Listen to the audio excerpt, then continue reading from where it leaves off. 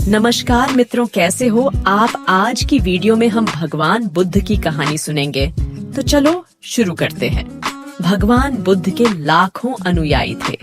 इन्हीं में से एक पिछले कई सालों से रोजाना उनके आश्रम में जाया करता था, उनके प्रवचन सुना करता था, ध्यान लगाया करता और वापस चला जाता।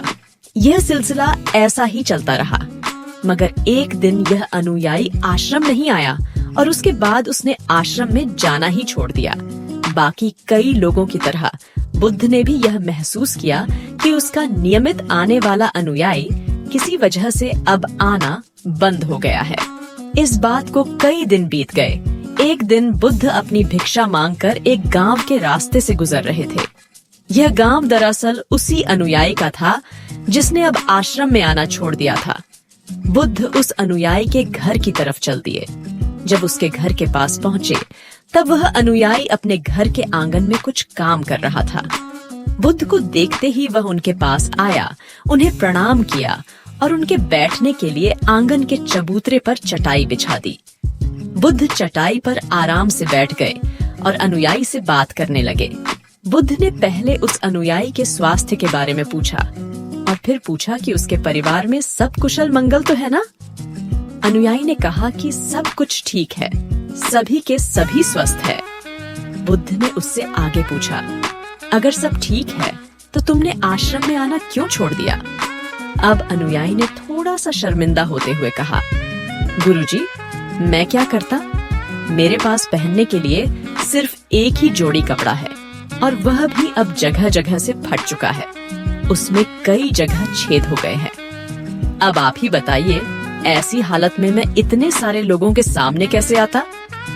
बुद्ध ने उसकी तरफ ध्यान से देखा और पाया कि उसकी बातों में पूरी सच्चाई थी और उसके कपड़ों की हालत खस्ता थी। बुद्ध ने मुस्कुराते हुए उस अनुयायी के कंधे पर हाथ रखा और सब ठीक हो जाएगा बोलकर उसे दिलासा दिया और वहां से चले गए। एक बार बुद्ध जब प्रवचन दे रहे थे, तो प्रवचन खत्म होने के बाद बुद्ध ने अपने एक धनवान अनुयायी को रोकने के लिए कहा। बुद्ध ने उससे कहा कि वह उनके गरीब अनुयायी को 2 जोड़ी कपड़े भिजवा दें।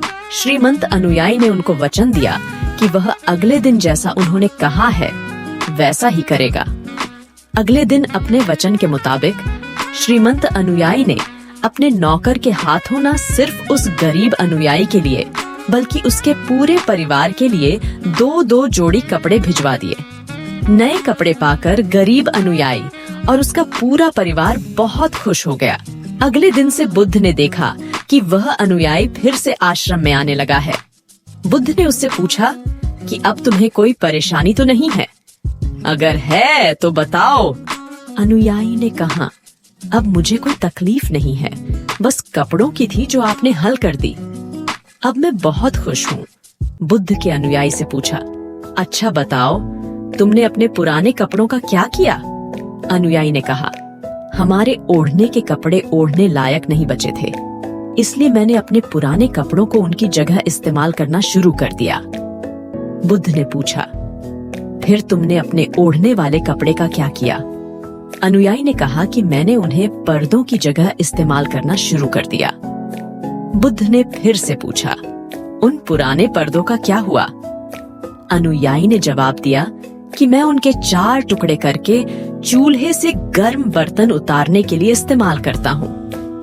बुद्ध ने फिर से पूछा, पहले गर्म बर्तन पकड़ने के लिए इस्तेमाल करते थे, उन कपड़ों का क्या किया।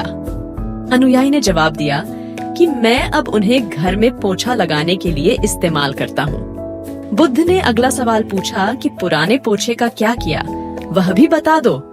वह कपड़ा कुछ भी करने लायक नहीं बचा, इसलिए मैंने उसके तार अलग कर दिए और उनसे दिए की बाती बना ली। इन्हीं बातियों में से एक बाती आज इस आश्रम में भी मैंने जलाई है। उसी की रोशनी में हम बैठे हैं। भगवान बुद्ध अनुयायी के जवाबों से बहुत खुश हुए। उन्हें इस बात का काफी संतोष हुआ कि उनका अनुयायी किसी भी वस्तु को अच्छी तरह से इस्तेमाल करता है और हर वस्तु की कद्र करता है।